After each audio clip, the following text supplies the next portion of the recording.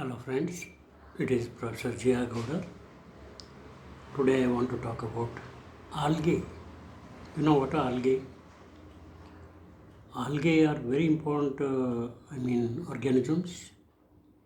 They have become part and parcel of our life. So many important things we are getting from them. So if you know the benefits of them, then we'll realize that how worth it is to study them. Okay, that's why first of all, I would like to talk about their benefits. Then I'll show you the natural habitats, how they occur, where they occur, and all that, and how they look like, and how many types are there in that. Thousands of them are there, thousands, and they are aquatic. Most of them occur in water, but some are occurring on land also, but on wet and moist soil or surfaces of the tree barks and all that, and even on rocks which are moist always on the surface of that we find the occurrence. And I'd like to show you some important things that we get from them. One very important thing is agar. You know agar. What is that agar? I'll show you now. See, agar is a laboratory food. In biotechnology laboratory, that is used as a culture medium. On that culture medium, the microbes like bacteria are grown in large quantities in controlled conditions, and by that we get so many benefits of biotechnology laboratory. So agar, this particular chemical which is so important in our life, that is extracted from two algae, that is one Gelidium and another Gracilaria. Gelidium and Gracilaria. See, Gelidium and Gracilaria are aquatic algae. They are present in marine water. Marine algae they are. And these marine algae, I'll show you them. These marine algae, one is Gracilaria, another is Gelidium and Gracilaria. So these are present in the ocean beds, and many experts in swimming, diving in the oceans, they go there and collect them, bring them for commercial extraction of the chemical agar I told you just now. And there is one benefit that two algae are giving us to feed in biotechnology laboratory. And another benefit is, see, the toothpaste that we use every day is made out of one abrasive powder.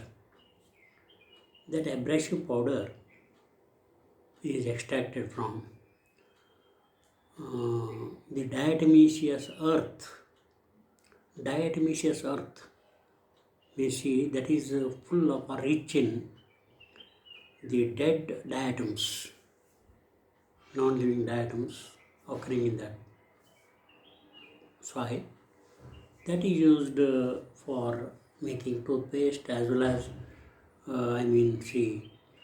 paints, and also coatings in the industrial boilers, and night visibility marks that are seen on the roadside during night journey.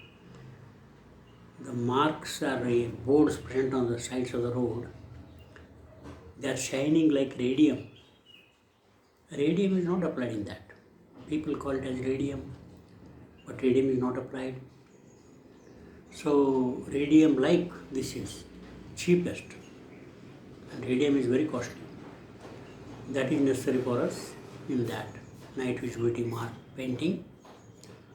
And also it is used in industrial boilers, like in so many sugar industries, sugarcane juice is boiled in high temperatures, and without coating properly that boilers if used, they will be rusting early, and it will be costly and economically troublesome for us if we don't clean them frequently, don't coat them with some particular paint which can prevent them from rusting. That is done by coating this diatomaceous earth only, the which diatoms are is there. And diatoms means, see, they are one type of algae present on the surface of the water, floatingly occurring. That's why they call it, scientifically they are called planktonic forms. Plankton, plankton. What is plankton? Plankton is, see, plankton is a floating microscopic organisms. Many organisms, not only algae, number of other organisms are there in that, but floatingly they occur on the surface of the water. That is called plankton. So these diatoms occur in planktons, and after their death, they settle down in the bottom of the water, and that becomes the diatomaceous earth. This is another very important use. Means, I mean to say, our day starts by using algae only. That is, means after getting up, first we have to brush our teeth. So for brushing teeth, paste is necessary, toothpaste. That is made out of this diatomaceous earth, algal powder.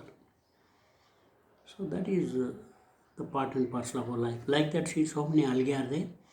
The study, of course, we don't know what all treasure is there, hidden still. This much we are now using and getting benefits, but there may be so many other benefits also, who knows. That's why their study becomes essential. Future generation must be more intelligent. Of course, it will be definitely intelligent than the present generation. We can't expect what will come out from which corner. That is your role to play in future later. Okay. Now see, some algae I will show you. See, algae occur like this in nature. I'll show you now.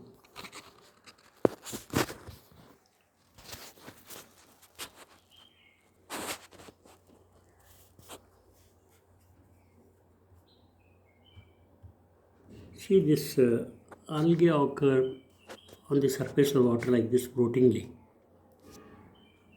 See, this is a mass of algae present on the standing water. And see another one.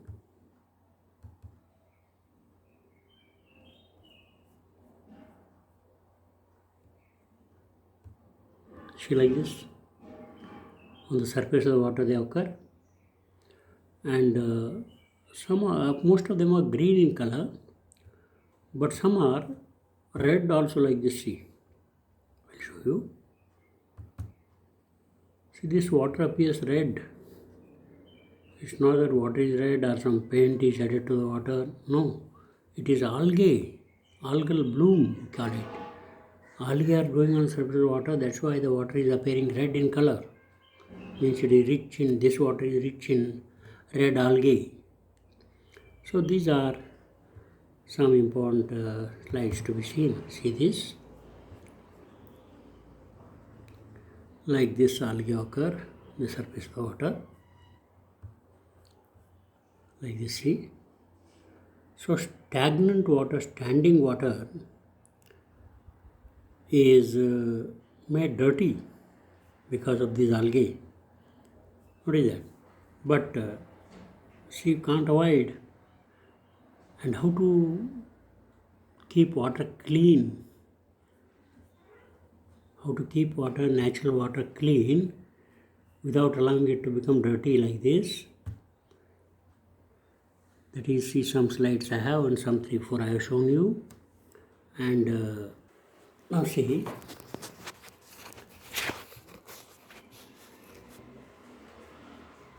so after seeing some algae, much more details I will show you shortly. See now, So after knowing that these are algae occur like this in nature.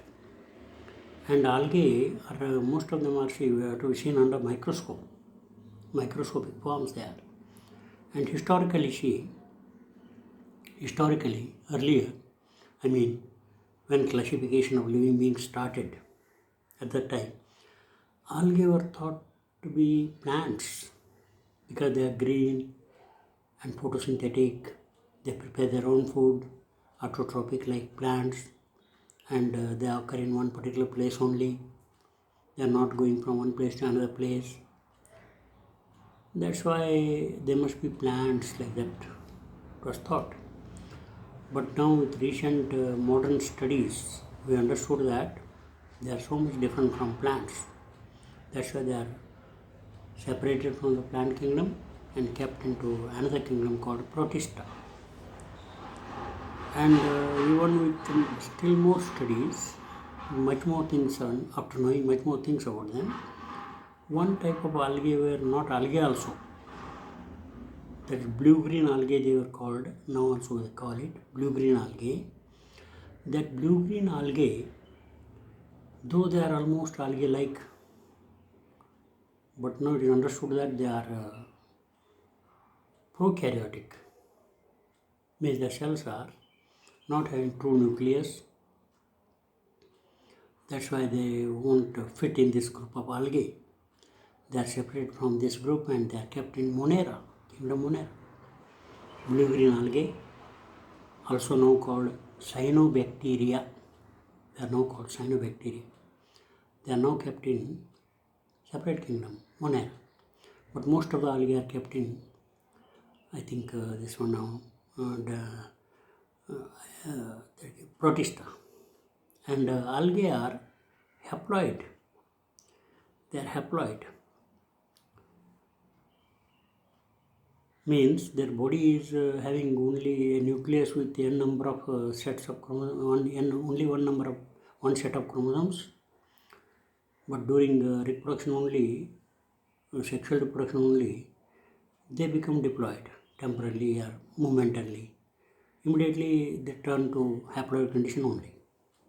And such a life cycle where there is a haploidity is predominant in the life, diploid is short-lived. That's called haplobiontic life cycle. So they lead haplobiontic life cycle. But one group of algae, that is Bacillariophyceae, which are otherwise called golden brown algae, that is diatoms only. They only are diploid. So diplobiontic life cycle they lead, whereas most of the algae lead haplobiontic life cycle. So I'd like to talk about the very important characteristics that algae are green in color. They occur in mostly they occur in water, maybe fresh water or salt water, marine water. In both waters they occur. And most common alga in fresh water is Spirovera. And most common alga in seawater, that is marine water, that is Sargassum.